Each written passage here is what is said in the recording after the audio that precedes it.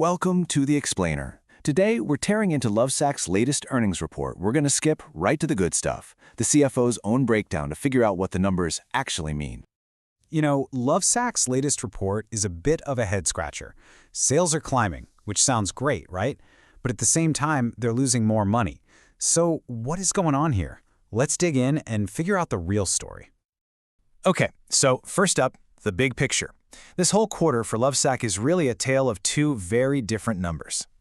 So on one hand, you've got growth. Net sales are up 2.5%, hitting $160.5 million. Now that might not sound like a huge jump, but look, in this market for home goods, any growth at all is definitely something to pay attention to. But then, there's the other side of the coin, the bottom line. It actually got worse. Their net loss ballooned to $6.7 million, which is more than the $5.9 million they lost last year. So, what gives? How can you sell more stuff but lose more money? That's the puzzle we need to solve. So where did that tiny bit of sales growth even come from? Well, this table tells a fascinating story. It's all coming from their physical showrooms. I mean, look at that, a 10.4% jump. Meanwhile, their internet sales actually went down. This tells you everything, doesn't it? People want to go in, sit on a Sactional, and feel it for themselves. That in-person experience is what's driving the business right now. Okay, so let's get to the heart of the matter. How do sales go up while profits drop? The answer is all about something called gross margin. It's the key to figuring out where the profits disappeared to. And here it is. Their gross margin, that's basically the profit they make on every single thing they sell, it dropped. Not by a ton, just 2.6 percentage points. But you gotta remember, when you're talking about $160 million in sales, a small drop like that is a big deal. It adds up to millions and millions in lost profit. It's a real squeeze. So why the drop? The CFO laid out three main culprits. First, it's costing them more just to get their products shipped in. Second, it's costing more to store them in warehouses and then ship them out to you and me. And third, they had to offer bigger discounts to get people to buy. So you've got costs going up on one side and prices effectively going down on the other.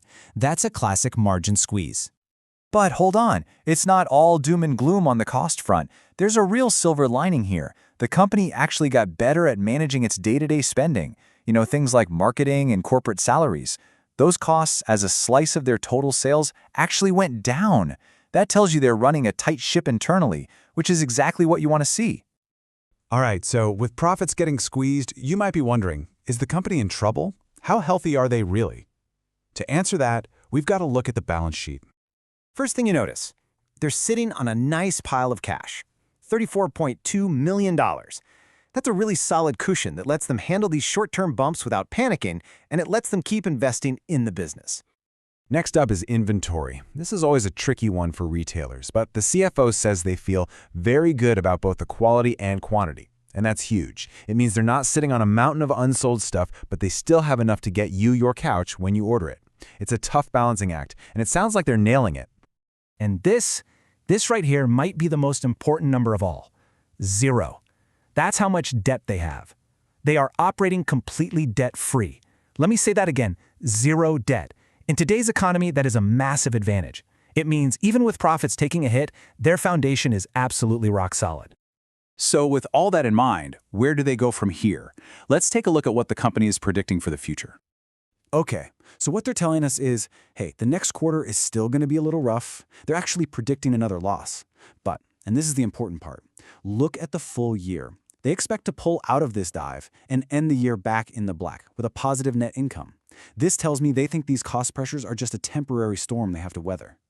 And this quote from the CFO, Keith Siegner, just sums it all up perfectly. He says they're balancing prudence and efficiency with focusing on the massive long-term opportunity. What he's really saying is, yes, we're being careful with our money right now, but we're not going to stop investing in our future. We're playing a long game here. So, it all boils down to this one big question. You've got these short-term headaches, rising costs, more discounts, all that stuff. But on the other side, you've got this incredibly solid, debt-free company with a clear plan for the future. So, which one wins out? Can their long-term vision power them through this immediate turbulence? That's the billion-dollar question, and you can bet everyone is going to be watching to see how they answer it.